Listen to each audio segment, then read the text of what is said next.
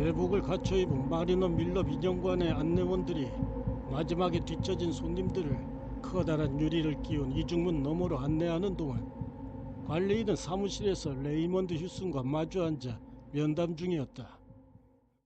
관리인은 금발의 준키, 탄탄한 몸매의 젊은 남자였다. 지나치게 치장했다는 느낌 없이 맵시 있어 보이게 옷을 잘 갖춰 입었다. 레이먼드 휴슨은 어느 쪽도 아니었다. 그의 옷도 새 것이었을 때는 훌륭했고 아직까지도 술질이며 달인질을 조심스럽게 해놓은 옷이었지만 슬슬 제 주인이 세상과의 싸움에서 지고 있음을 드러내는 징후를 보여주기 시작했다. 레이먼드 휴스는 길고 곧은 갈색 머리카락에 왜소하고 창백한 남자였으며 말주변도 그럴싸했고 말하는 모습도 힘차기는 했지만 좌절에 익숙한 사람에게 흔한 방어적이고 어딘가 눈치를 살피는 듯한 분위기가 감돌았다. 그는 편견을 웃도는 재능을 가진 사람, 자기 주장이 부족해서 실패한 사람으로 보였다. 관리인이 말하고 있었다. 그런 요청은 새로울 게 없습니다. 사실 저희는 한 주에 3번 정도 각기 다른 사람에게서 들어오는 요청을 거절합니다. 대개는 내기를 걸려는 피 끓는 젊은이들이죠. 저희로서는 사람들이 살인자 소굴에서 밤을 지새게 해준다고 얻을 것은 없고 오히려 잃을 것만 있는 셈이라서요. 제가 허락을 해줬다가 어느 나이 어린 얼간이가 정신이 나가기라도 하면 제 입장이 어찌 되겠습니까?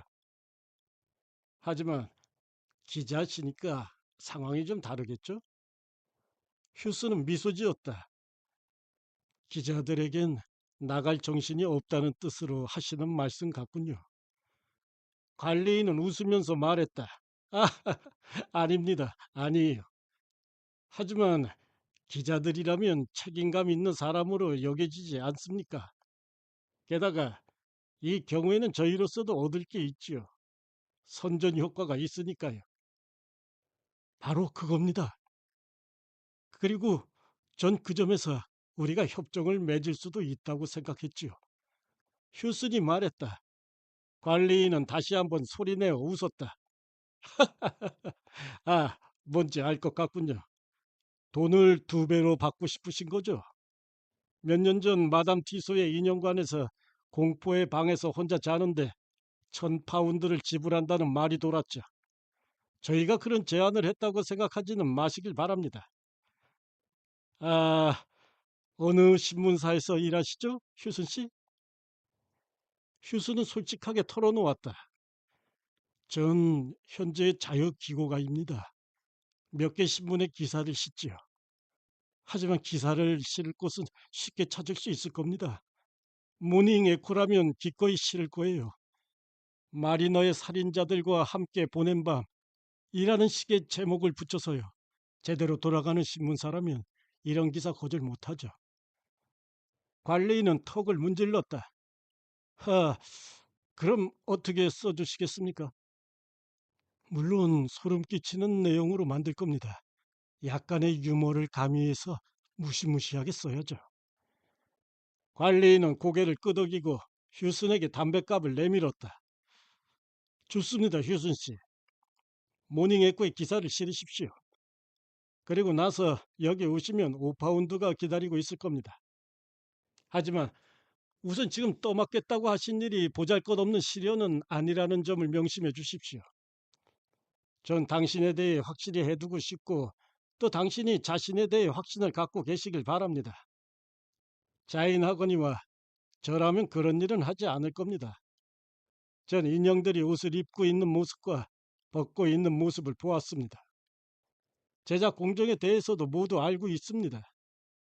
사람들이 있을 때 전 수많은 스키틀핀 사이를 걷는 것처럼 태연하게 아래층을 걸을 수 있습니다. 하지만 그 인형들 사이에서 혼자 자는 것은 싫습니다. 왜죠? 휴슨이 물었다. 모르겠습니다. 특별한 이유는 없어요. 저는 유령을 믿지 않습니다. 믿는다면 오히려 유령들이 자기들의 밀랍 인연상을 놓아둔 방 대신에 범죄 현장이나 시체가 누운 곳에 출몰하리라 생각해야 마땅하겠지요. 단지 밤새도록 인형들 사이에서 그 인형들이 저를 노려보는 듯한 느낌을 받으면서 혼자 앉아 있을 수가 없는 것뿐입니다. 결국 이 인형들은 가장 저급하고 오싹한 유형의 인간들을 재현하고 있으며 공식적으로야 인정하지 않겠지만 이런 인형을 보러 오는 사람들은 보통 그렇게 고상한 동기를 지니지 않는 법이지요. 전체적인 분위기가 아주 불쾌하답니다.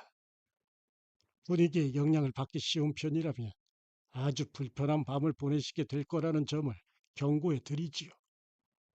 휴스는 처음 이 생각을 떠올렸을 때부터 그런 정도는 알고 있었다.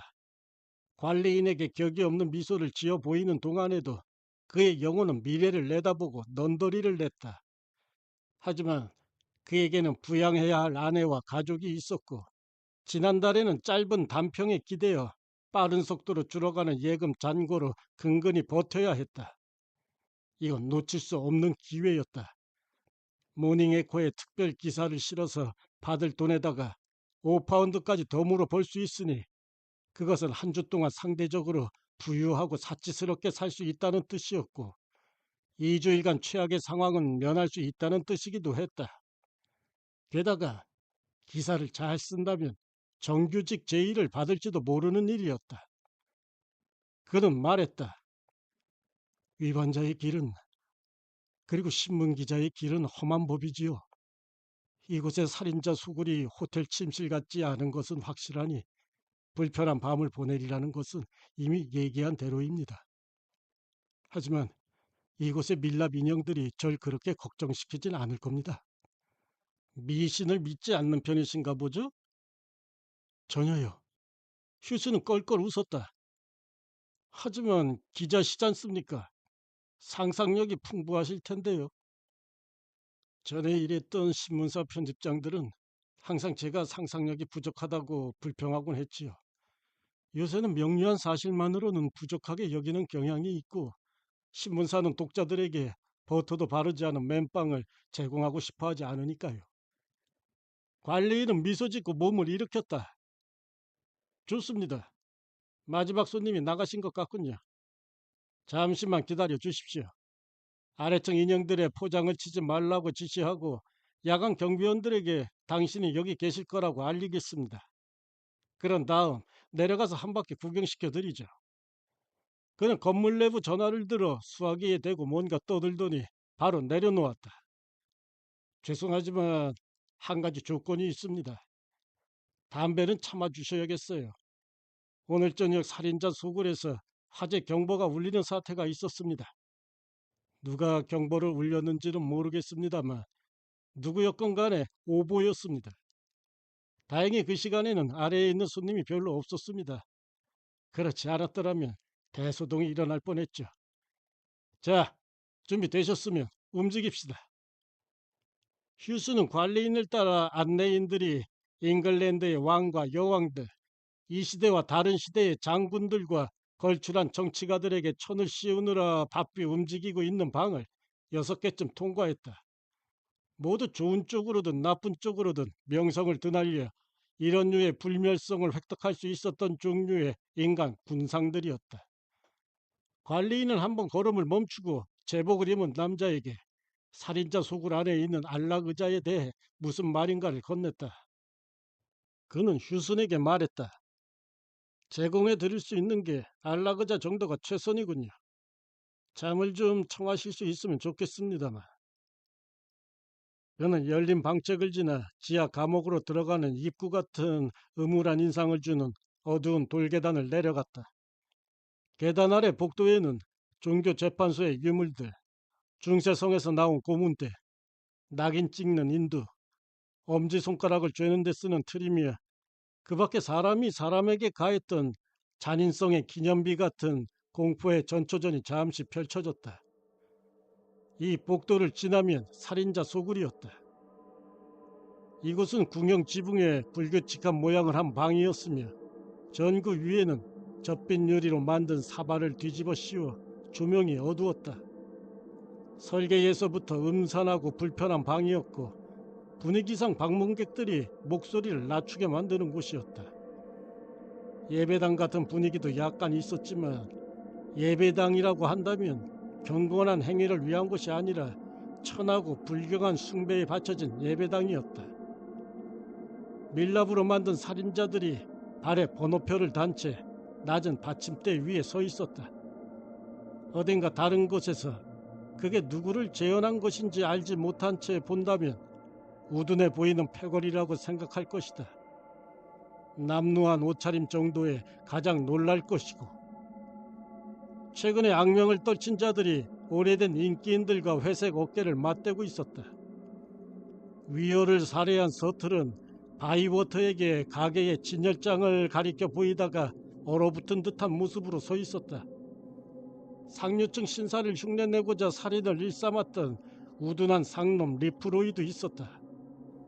이 혐오스러운 무리 중에 유일하게 강경하고 철저히 사악해 보이는 인물인 찰스 피스는 통로 저편에 있는 노만손에게 코웃음을 치는 모습이었다. 관리인은 휴슨과 함께 걸으면서 이 불경스러운 명사들 중에서도 좀 더 흥미로운 몇 명을 가리켰다. 저게 크리플입니다. 알아보시리라 생각합니다만 마치 벌레도 밟지 못할 것 같아 보이는 시시하고 보잘것없는 짐승이죠. 저게 암스트롱입니다. 고상하고 해로울 것 없는 시골 신사처럼 보이지 않습니까? 여기 바퀴에 놓친내가 있군요. 턱수염이 있어 쉽게 알 수 있지요.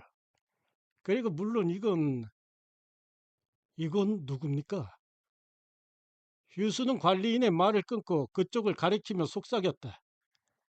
아, 그쪽으로 가던 참입니다. 관리인은 가벼운 저음으로 말했다. 와서 잘 들여보세요. 저희 전시관의 간판입니다. 이 패거리 중에서 유일하게 교수형을 당하지 않은 놈이죠. 휴슨이 가리킨 인형은 키가 150cm가 채 되지 않는 작고 호리호리한 남자의 것이었다. 밀랍으로 만든 작은 콧수염을 달고 커다란 안경을 쓰고 두건이 달린 코트를 입었다. 그 인형의 모습에서는 극적인 풍자 만화가 떠오를 만큼 과장된 프랑스 냄새가 묻어났다. 그 온화해 보이는 얼굴이 왜 그렇게 불쾌한 반발감을 주는지 딱 집어 말할 수 없었지만 휴스는 이미 주춤해서 한 발짝 물러섰고 관리인 앞이었기에 억지로라도 그 인형을 다시 쳐다보아야 했다. 하지만 이게 누굽니까? 관리인이 대답했다. 브루데 박사입니다. 휴스는 의혹에 차서 머리를 흔들었다. 그 이름은 들어본 것 같지만 어떤 사건이었는지를 잊어버렸습니다. 관리인은 미소 지었다. 프랑스인이라면 더 잘 기억할 겁니다. 저 남자는 꽤 오랫동안 파리의 공포였으니까요. 그는 낮 동안에는 치료하는 일을 하고 발작에 사로잡힌 밤이면 목을 자르고 다녔습니다. 극악 무도한 즐거움만을 위해 살인을 했고 언제나 같은 방식을 취했습니다. 면도칼을 썼지요. 마지막 범행 후에 그는 경찰이 뒤를 밟을 만한 단서를 하나 남겼습니다. 하나의 단서가 또 다른 단서를 끌어내고 오래지 않아 경찰은 파리의 면도날 잭이라 할 수 있는 인물을 쫓고 있다는 사실을 알게 되었으며 그를 정신병원에 쳐넣거나 10여 건의 사형죄로 단두대에 보낼 만한 증거를 수집했습니다. 하지만 그렇게 될 때까지도 우리 친구는 경찰이 감당하지 못할 만큼 똑똑했어요. 그는 법망이 죄어들고 있다는 것을 깨닫자 수수께끼처럼 사라졌고 그 이후 아직까지 모든 문명국의 경찰이 그 뒤를 쫓고 있습니다. 어떻게인지 스스로를 죽이고 모종의 수단으로 자기 시체가 태양빛 아래 드러나지 않도록 막아놓은 게 분명합니다. 그가 사라진 후 성질이 비슷한 범죄가 한두 건 일어나기는 했습니다만 그는 필시 죽었을 거라고들 여기죠. 악명 높은 살인자에게는 언제나 모방자가 있다니 묘하지 않습니까? 휴스는 진저리를 치고 발을 꿈지럭거렸다. 그는 솔직하게 털어놓았다. 이건 정말 마음에 들지 않습니다. 이런 눈 좀 봐요. 예, 이 인형은 작은 걸작이죠. 저 눈이 파고드는 것 같지요. 뛰어난 사실주의죠. 부르댓은 최면수를 행했고 희생자를 해치우기 전에 최면을 걸었다고들 하니까요. 사실 그렇지 않았다면 저렇게 자그마한 남자가 그렇게 끔찍한 작업을 해낸다는 건 불가능했을 성 싶습니다. 싸운 흔적조차 남지 않았으니까요. 움직이는 것 같아요. 휴수는 꽉 맨 목소리로 말했다. 관리인은 미소 지었다. 밤이 가기 전에 시각적인 착각을 한 번 이상 경험하실 겁니다. 문을 잠그지는 않을 거예요. 이제 충분하다 싶으면 위층으로 올라오실 수 있습니다.